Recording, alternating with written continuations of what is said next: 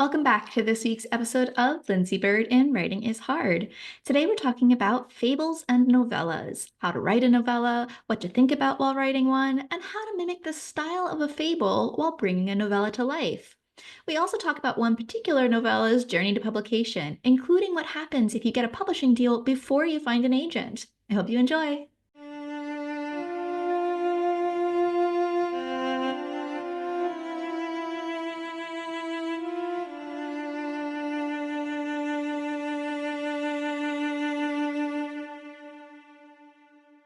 Today's author interview is with Martin Cahill. Martin is an Ignite Award-nominated science fiction and fantasy writer who works as the marketing and publicity manager for Irwan Books. He's a graduate of the Clarion Writers Workshop of 2014 and a member of the New York City-based writing group Altered Fluid. His 2025 debut novel is Audition for the Fox, releasing on the 16th of September. Its backup book blurb reads, Nessie is an acolyte of the 99 divine pillars of heaven and has failed to gain the patronage of 96 of them. She needs only one, and with 3 remaining, she picks the one that is seemingly least dangerous, the Fox of Tricks. For her audition, the fox tosses her back in time 300 years and tasks her with starting the revolution that will free her country from historic occupation. Nessie is in over her head and must use every tool in the trickster's arsenal to not only prove herself, but also survive. So, just to start us off, what inspired you to write this story? Well, first of all, thank you so much for having me, Lindsay. It's a real pleasure to be here. And we also happen to be recording on the US book birthday for your novel, so congratulations. Thank you. Of course, I don't know if I have any one thing that directly inspired this. This story began as a 5,000 word dialogue between Nessie and the fox. Uh, and that was fun. 5,000 words of dialogue is not a story though, and I quickly realized that.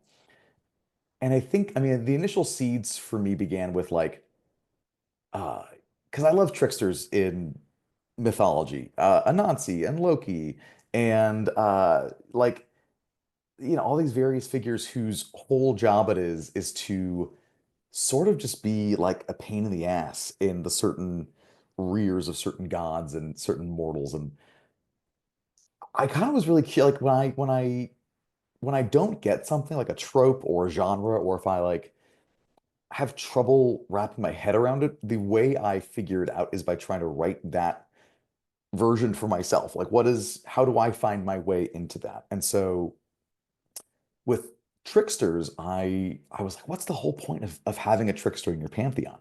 Like what is the universal imbalance that is addressed by having like an annoying little sibling in your family. And that's sort of where it started. And it's sort of, you know, again, like at first it was just that 5,000 word conversation of interplay, but which was just writing the fox as this incredibly frustrating, funny little bastard, and poor Nessie who just wants to uh, you know, for her it only just sort of started as this like magical millennial job market search, essentially, of constantly failing and trying to find purpose and reason. Um, and then from there, it just sort of snowballed and continued on. And uh, I think the core at Audition for the Fox now is not just what is the purpose of a trickster god in any sort of story, but by embodying a trickster's mentality, ideals, their wit, their guile, can is there an actual purpose to that? And can you actually help people and make points and teach lessons and not just be a little annoying bastard? You know, but you have to kind of be a little bit of an annoying bastard too. There's a balance. No, there definitely is. And I think there's an interesting um job that the trickster has because I think a lot of people think of gods, they need to be infallible, but they're also that thing. So you're the god of love, you're the god of war. Well, what happens if you're praying nonstop to the god of love and you're starting to get those boons or whatever and something goes wrong? Well, how can something go wrong? You're praying to the god of love. And it's like, oh, it's not my fault. It was this. This is the blame. It's not me, it's Hmm. somebody else. And so like I feel like there's a little balance of like you need to have a trickster god to explain why the infallible god is fallible. Right. And it's just in my head, it's always like the Looney Tunes camera pan over, and it's just the fox just going, with a little wave to the camera. Um, yeah, that is, yeah, I think it's always really fun to find those excuses. Right. I mean, how do any mortal priest or priestess sit back in the day and be like, well, it wasn't Thor's fault. Something else happened with it with his half brother. And making and people love stories. They're just always like that darn Loki. So uh yeah. You're right. It's a good way to explain away infallibility as we're still infallible. It's that person's fault. Yeah, exactly. You say that you first started as a 5,000 word dialogue. What specifically do you mean? Like, did you write a script or what were you like writing actually when you made the dialogue itself? It was just uh Nezzy had the first scene ever was that Nezzy had just come back. She had failed an audition for a whale god who had tasked her with eating like 12 fish without stopping, and Nezzy barfed. Um, and had come back to her temple from like some this divine realm, and her mentor slash friend was sort of being like, no, let's just, you can stop for today, go get dinner. And she was like, no, I have to find something. And the fox sort of agreed to see her, and they invited her into the woods that they live in. And it was just this like back and the dialogue being just this back and forth of Nezzy trying to impose logic onto a creature of such illogic nature that it actually kind of creates its own sense of order. Um, and little like interplay and narrative tidbits like there's a joke that Nezzy originally in that first 5,000 words, her name was spelled with two S's. And then during the conversation, the fox says, "Oh, I just ate one of your S's. I'm so sorry." And then, whatever letters they eat, they add to their own name. And Nezzy was therefore spelled with only one S moving forward. So it was all these little things and like, little mischievous, abstracty, folkloric, like the fox enjoying the taste of like time paradoxes and what does that taste like and how do you eat time and all these little fun godly quirks. I remember it ended with the fox being like, okay, well, here's your challenge. And then I was like, I don't know what comes next. So that's where it sort of naturally had to stop until I figured that next part out. When did you first start writing this? I first started working on this, I think it was 2018. It was, yeah, 2018, April. It was at this like, small little writer's retreat at a cabin in the Blue Ridge Mountains of West Virginia. And uh, yeah, it just sort of popped up in my head and it was something I think I'd written down and I just had that actual time to sort of explore what happened. And then uh, I sat on it for, it went through so many iterations before it became what it is now. Um, so it started in 2018, and when I finished it, it was a very long short story. And then some people read it and gave it some critiques, and then I made it a very short, long story. And then people read it and gave critiques, and then I made it a very long, long story, kind of like butting up right against the sort of novella, uh, where that novella word count begins at like 15,000 words, something like that. And the only reason it became a novella was because I have a friend who was hired on to like acquire once in a while for like Tor.com. And my buddy Brent Lambert, who is an excellent friend, excellent writer, excellent person. And I had reached out to him and I said, hey, congratulations, that's really exciting. And as a joke, I had said, I'm going to send you 1,000 things just to mess with you. And of course, he called my bluff and was like, actually, if you got anything, you should send it to me. And I panicked. But then I started thinking, what do I have in my back pocket that could be novella length? I've never written a novella. And I looked at the Fox, which had always been a problem because it was always, the Fox was just in this box pushing, pushing for more room. And so I sent the pitch to Brent and I said, hey, I think this is a longer story. And Brent was like, give it a shot. Let's figure it out. And while it ultimately didn't end up with Brent and Tor, um, Brent has been a constant support and cheerleader, and like his encouragement and his editorial thoughts made Fox what it is today. In addition to, of course, my editor Tachyon, Jamie Go, who's also wonderful and excellent. Um, but yeah, like it's because of those two editors that this thing ended up where it is. So you started in 2018. When did you make the decision that, you know what, I'm going to actually, I'm going to publish this. It's going to be a book. I'm going to go find an agent. I'm going to go through all of that. When did you have that final sample that you were going to send out on submission? So I actually never made that conscious call. And it was a very strange, uh, you know, Foxen path towards this thing, which was I finished it and I'd sent it to Brent, and Brent passed it on to the editor who like read submissions with him and would give their thoughts. And in my mind, it was always, hey, well, if this sells the tour, then I can, you know, reach out to an agent or like see who is out there because I've submitted and queried before and I've gotten some nice rejections. And a couple of folks had said, hey, if you have anything else, shoot, send me a link, whatever. Um, so when it didn't sell to Tor.com, which is totally valid, that's no, nothing's a guarantee. You know as well as anybody, like there's no, you cannot, there's no firm foundation to build hopes on. You just have to wait for it to happen and be proactive. So when it didn't sell, like any good millennial, I posted about it vaguely on social media, and my current publicist, Casey Lansdale with Tachyon, had reached out and was like, "Oh, what happened?" And I was like, "Ah, I got rejected. I had this novella, and it stings, but whatever. It is what it is, and I'll get back on the horse in a couple of days."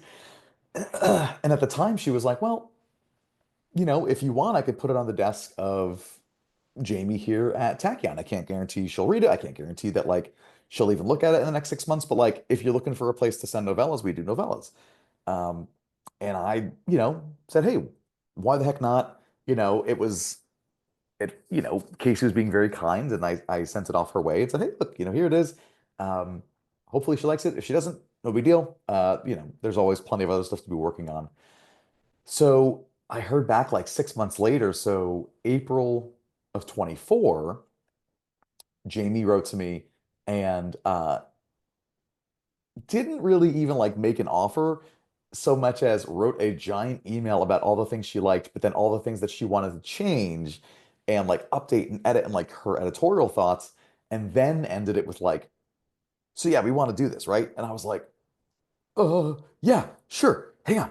I gotta find an agent. And so I had a few agents that I had spoken with who had said, hey, if anything comes of anything, let me know. And so I'd reached out and I was kind of like, I have an offer on the table from Tachyon Publications. And I sent it off to 3 agents. They all got back to me within an hour. All of them were like, we're going to read. And I said, cool, take your time. And then one came back and was like, hey, I like this. Not enough to fight for it, but like, good job, good luck. Another came back and offered representation. And then the agent who I ended up going with, my agent Hannah Bowman, uh, who's very, very blunt, and I love how direct she is. Her email back to me was like, "Well, I didn't think I'd like this, but I got there in the end. What else are you working on?" And so we ended up having this call, and I sent over some partial work that I was working on, and between the finished book and the contract and sort of what I had coming down the pipeline, Hannah was like, "Cool, I'd love to take you on," and that's sort of how it happened. Is sort of winding. Uh, uh, not even Ouroboros, because the snake never ended up eating its own tail. It just sort of found a different snake and started eating that snake. Um, so yeah, there's no one like direct path. I mean, uh, I've tried going down the traditional routes, and those previous manuscripts didn't work out, but this is what happened, you know? So it's when I worked in my teenage years at a comic book shop, there was a comic book artist and a comic book writer, a few folks like who were local that came in and talking about the comic book industry. They would always describe getting into the comic industry as sort of like a castle under siege, right? Like nobody gets in the same way.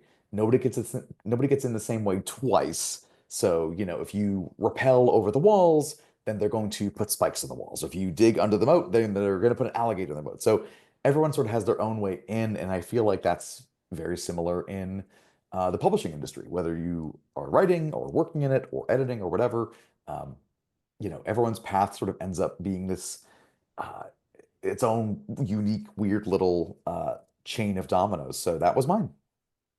Yeah, I definitely think that's true. Everybody has a very unique experience when it comes to publishing. And also, even after you get in, you're experiencing your experiences with your publisher, with your agent, with your editor, with your every team member that you interact with is all completely different from one person to the next. I've never heard of the same story happening for two people.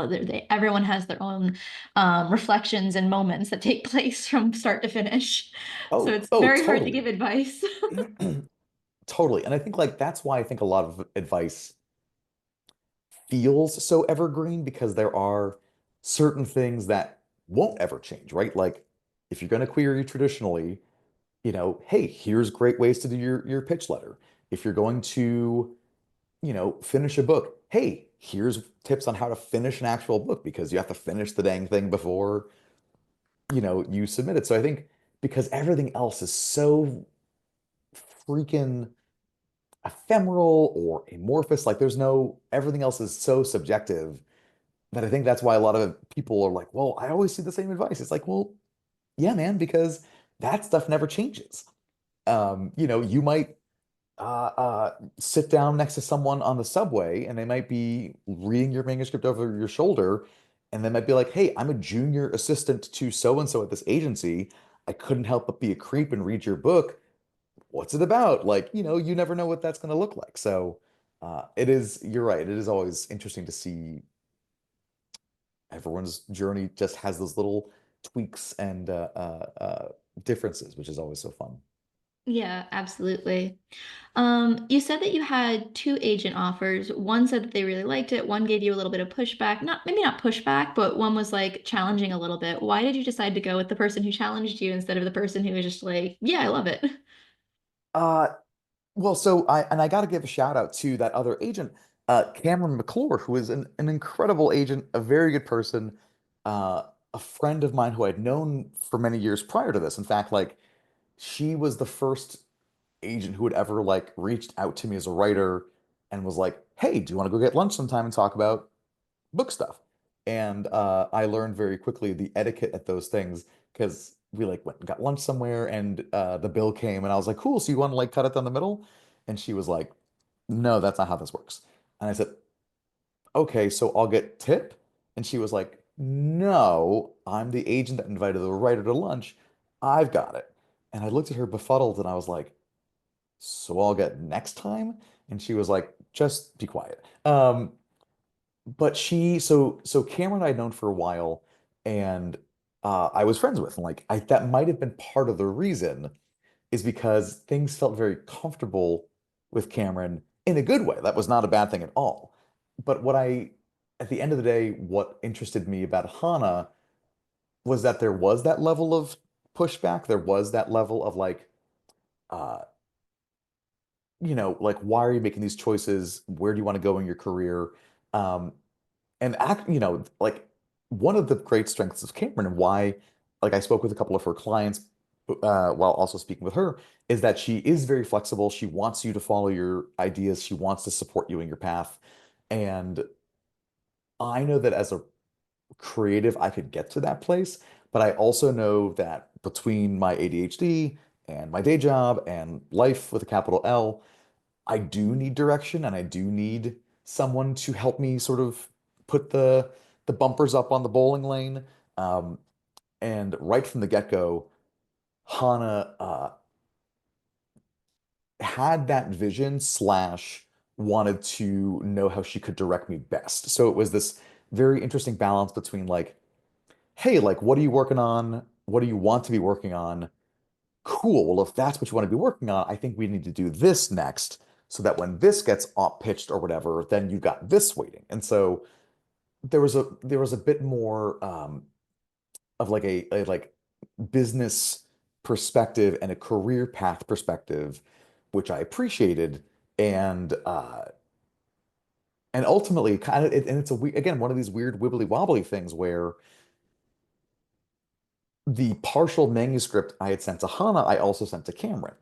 And it's this like epic fantasy thing. And Hannah from the get-go was super, super enthusiastic about it. And even though she'd had a lot of thoughts about what it could be, was like, 88 miles an hour, Doc Brown, DeLorean flying through the air, like, I'm in. And it didn't quite work for Cameron. Cameron was like, hey, I like certain things about this, but this is not like, we could work on this together. And so yeah, for me, it was just that level of investment in like a career, a little bit more of a defined career path, and a bit more enthusiasm for a work in progress. And again, like Cameron's great. Cameron wouldn't have offered representation if she didn't think we could work well together.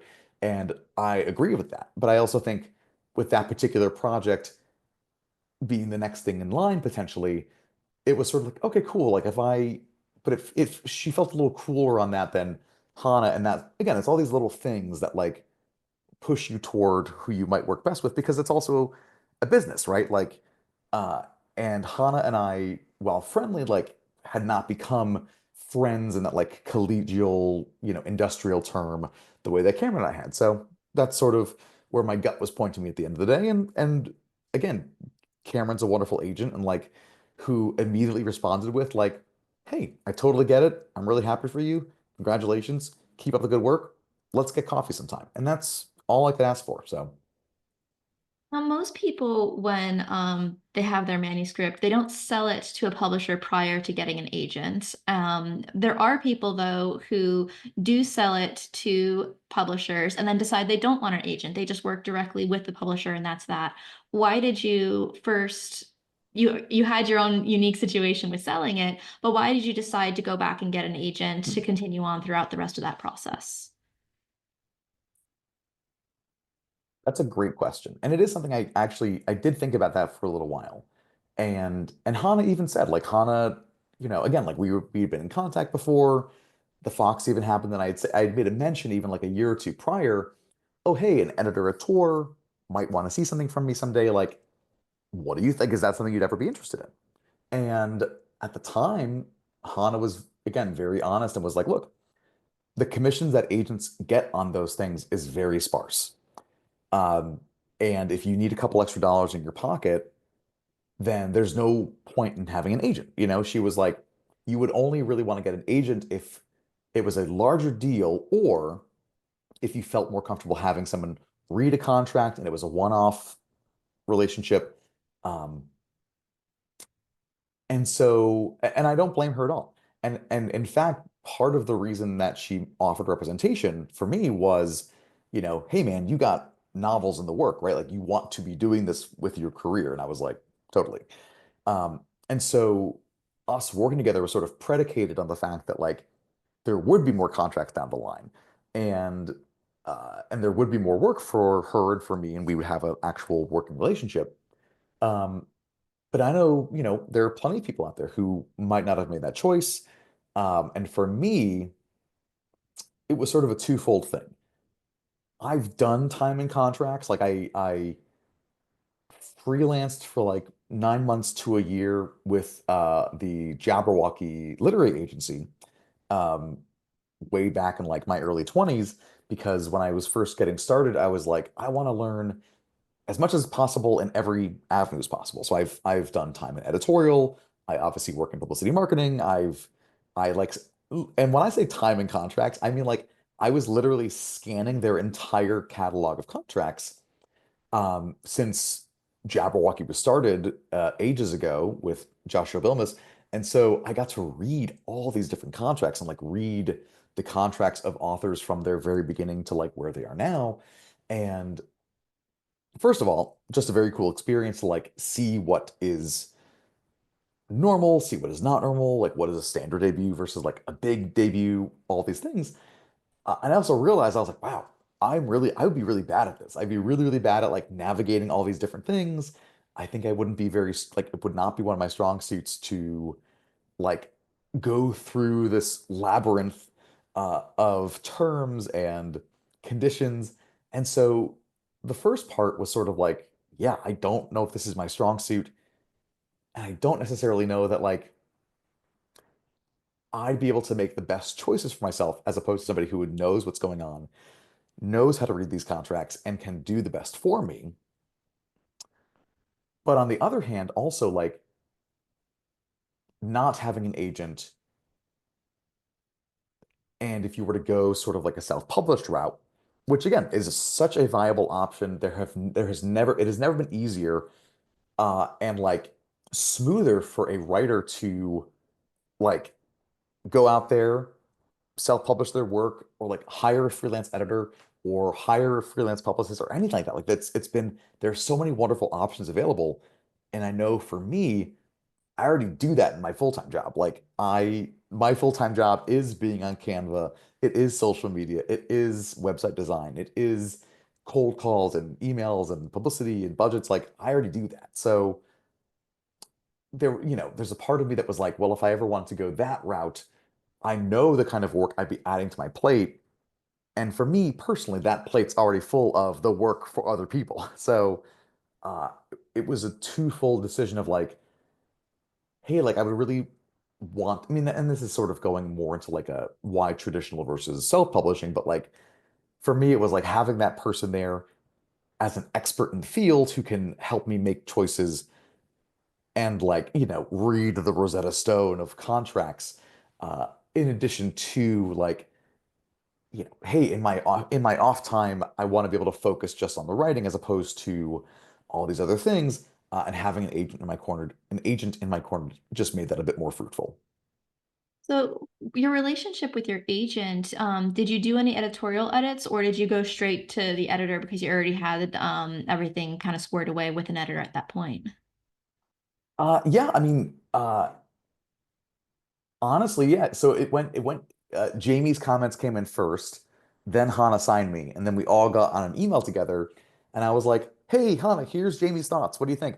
And Hannah was like, yeah, big ups. I agree. Those are all good comments. So it was very, very easy actually this time around. I think, and I know in the past, like, you know, Hannah has said, like, hey, I'm happy to read for editorial stuff. If you're looking for feedback, if you want to like us to do an editorial round before we go out for anything someday, like I'm happy to do that. So I know that she's able to do that in the future. And it just so happened that like all of Jamie's edits, Hannah was like, I'm on board. Let's do it. So that was nice. It was nice to not have to like worry about, making both of them happy because both of them were like, yeah, make these changes and then we'll go from there, which is also, I think, part of, the beauty of a shorter book. If I ever finish the monster I'm working on now, that will have a lot of more edits, I think.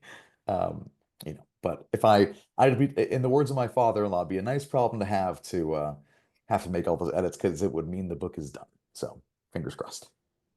Good luck with that. Thank you. Um, for the edits that you did have to do, what type of edits did you receive? And also, how did the book change from the draft that you submitted and the final draft that's coming out? That's a good question.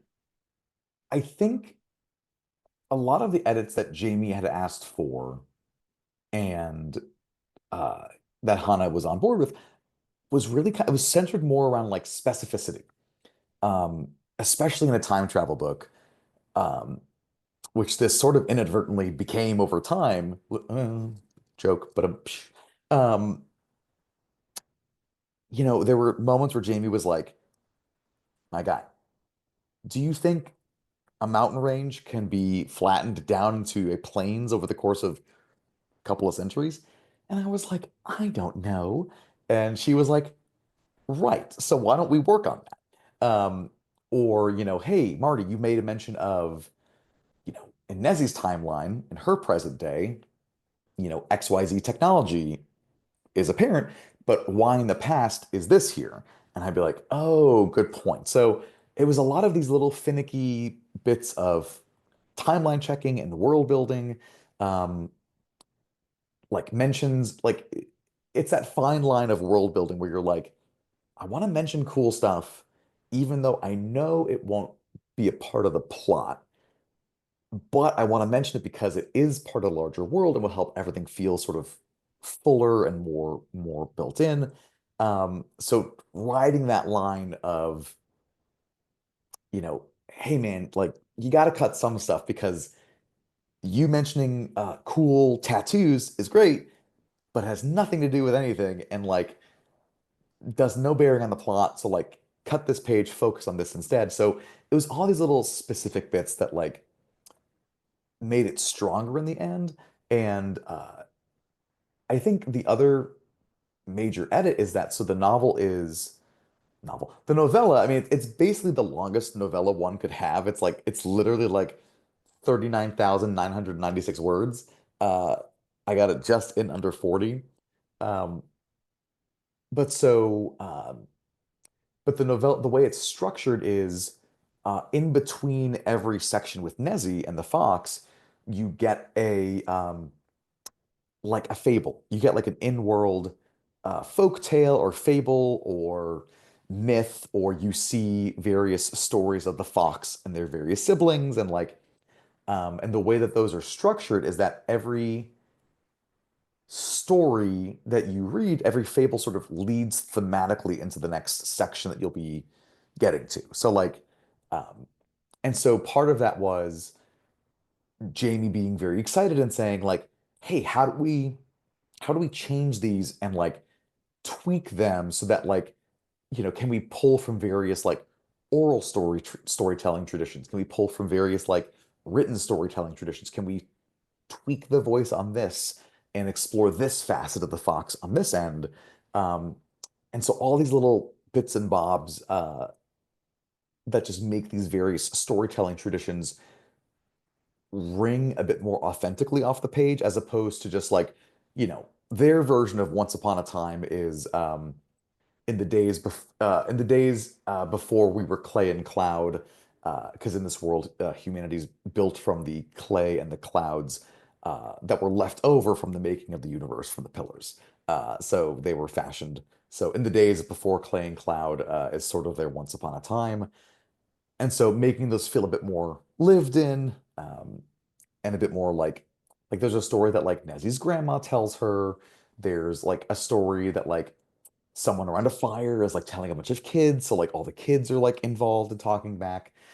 There's one like an Aesop's Fables kind of story of like one fine day the spider decided she hated the fox, and that sort of rhythmic telling. So uh, that's where yeah, I think like specificity and then like helping those fable sections feel as strong narratively and thematically as the rest of the book, and having them weave together as strongly as possible as well.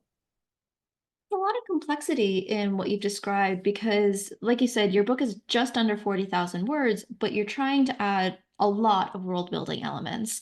And you're making it difficult for yourself because you do have the time travel. You can't just stay in one present. Now you're balancing what's happening in the present, what happened in the past, what's connecting the past and present, and how things are changing. Yeah. When you have such a limited word count, how do you focus on getting the plot and the narrative across, but then also knowing what you should cut and what you shouldn't cut and where that balance is between this would be fantastic to keep, but I don't have the pages for it. That's a great question, and I hope I've got some kind of good answer. I will say, like, I tell so as a publicist, like I tell all my authors, don't go online, don't read Goodreads, don't read NetGalley, and I'm a huge hypocrite because I do those things. But I've seen like some of the some of the reviews, whether they've liked it or not, have been like, "Hey, I wish this was longer," which is totally fine. That's a great critique. I'm glad people liked it enough that they want to spend more time, but it's also like, hey, some stuff could have been fleshed out a bit more, and I agree with that as well. I think for me, it was there's like a certain momentum, like a certain propulsiveness behind the idea of the novella, right? Like you're at this breakneck pace. Nezzy, the book starts, Nezzy wakes up in the past, is bound in chains, is being marched toward this old timber factory turned fortress. And the reader needs to be as confused as she is. And like part of why I made it so dense in that sense is like I like those books. I like those books where like it is en media res and you're told to keep up and like, you know, and if I do it well enough, hopefully people can say, okay, it's the first couple, I'm confused, but I'm no more confused than this character. So like if she's getting her bearings, like I can pick up on things that she's saying, like landmarks or things that she doesn't recognize. So you're learning at the same time Nezzy is. And for myself, I actually do think that in terms of plot, there is enough there. There is enough plot on paper balanced with these other fables. I think the biggest leap in terms of plot happens um, toward the end, which I won't spoil. But actually, there was a whole new section that Jamie had me add. Like there was a section, there's now sections like 3 and 5, and there's now a fourth section in the middle of those things that actually bridges a certain gap that previously we had left over. And that's where Jamie had said, like, hey man, like that's actually too big of a leap. We kind of gotta see the work here. And you know, the work in question of like how this plan comes together and how Nezzy sort of accomplishes this final thing. I sort of realized like in the through the lens of Fable, like, fables are not about those particular details, right? It's not about like, the three little pigs and the last pig being like, all right, so the best price for bricks. That's down at Monty's. Monty's not here. Monty's here on Friday. So I have to wait till Friday to go buy the bricks. And then, well, where do I get cement to build my brick house? Well, this poor wolf. So, you don't see those particular details. The little pig just has a house of bricks.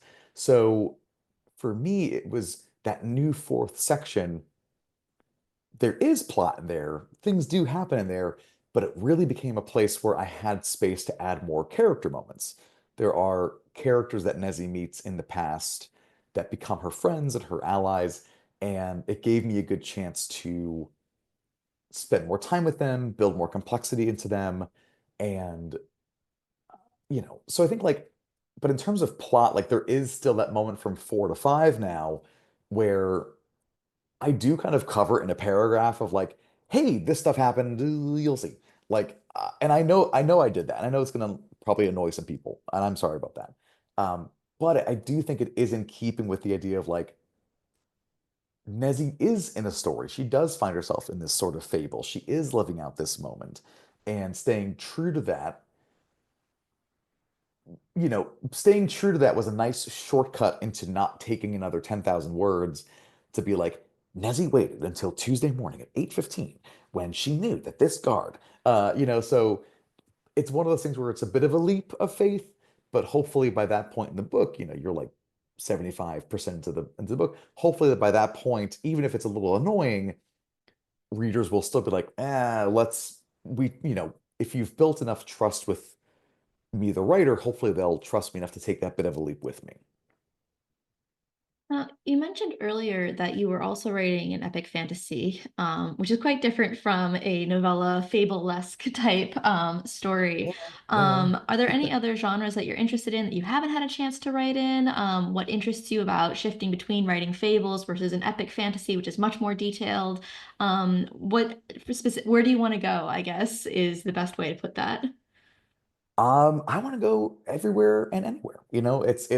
I kind of go where my brain leads, and I love science fiction, I love horror, I love weird shit, just like, all the like liminal space stuff always makes me very happy. Um, Epic fantasy is sort of where like my heart is. That's where all this sort of began back in the day. Um, and that has its own challenges and its own loves and um like the one on the big thing I'm working on now is sort of like it's it's sort of like a Wes Anderson type epic fantasy by way of like a political negotiation. So who knows? But it's that's part of the fun, right? Is like if you're gonna write something huge and big, like just throw everything in there, throw everything at the wall and see what sticks.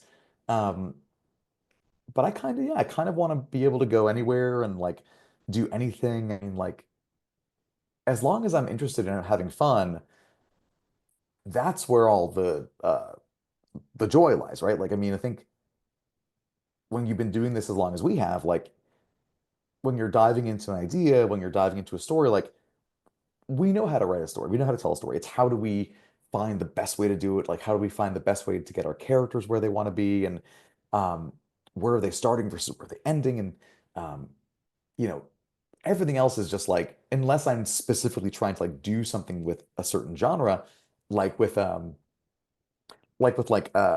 like portal fantasies, right? Like I started writing a short story because I was like, I don't love portal fantasies right now. And I don't love them right now because it's like, it feels like all the wrong people are given the chance to go to these other worlds and not the people who could really use it, right? Like, so I specifically started writing a story about a woman who is a portal. She becomes a portal for other people to go to this fantasy world that she never gets to go see herself.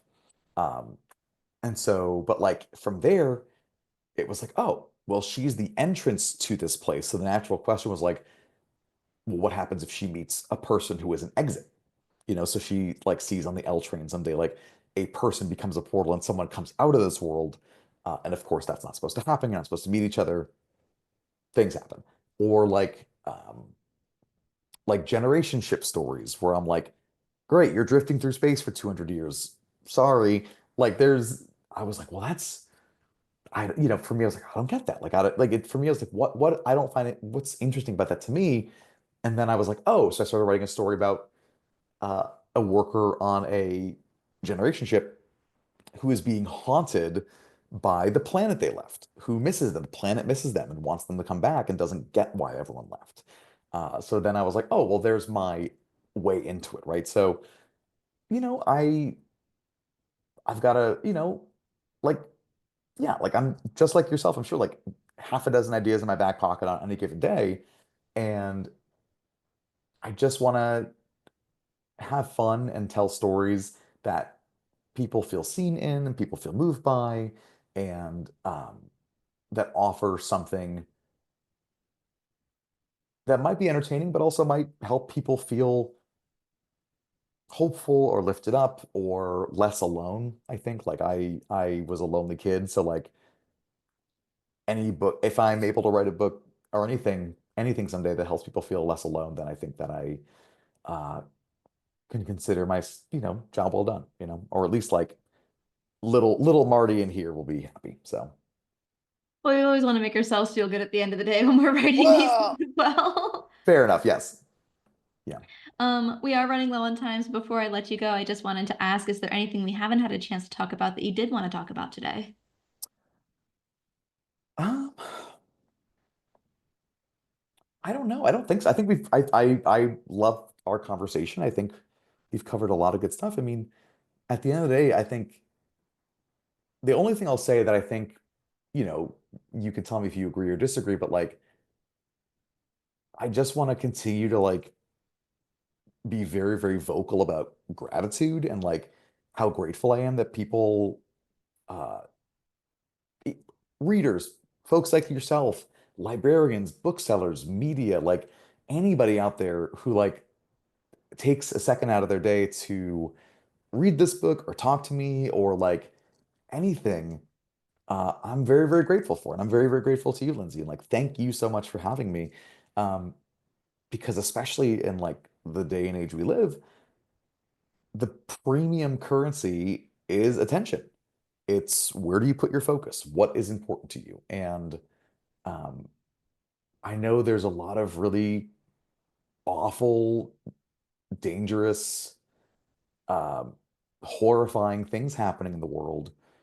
Um, and I don't begrudge anyone who has their attention on those things because that's where it should be. And we should be out there loving each other and supporting each other and donating, volunteering, everything.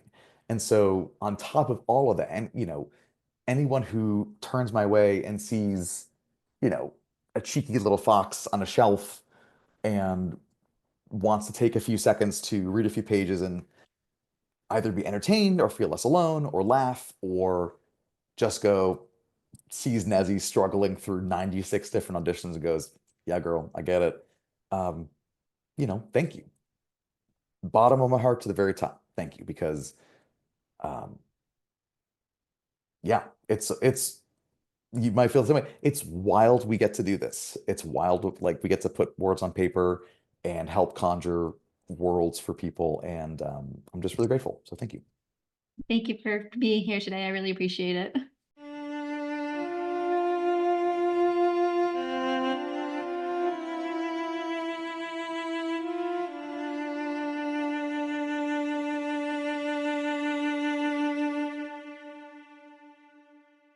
Thank you for joining us for this week's episode of Lindsey Byrd in Writing is Hard.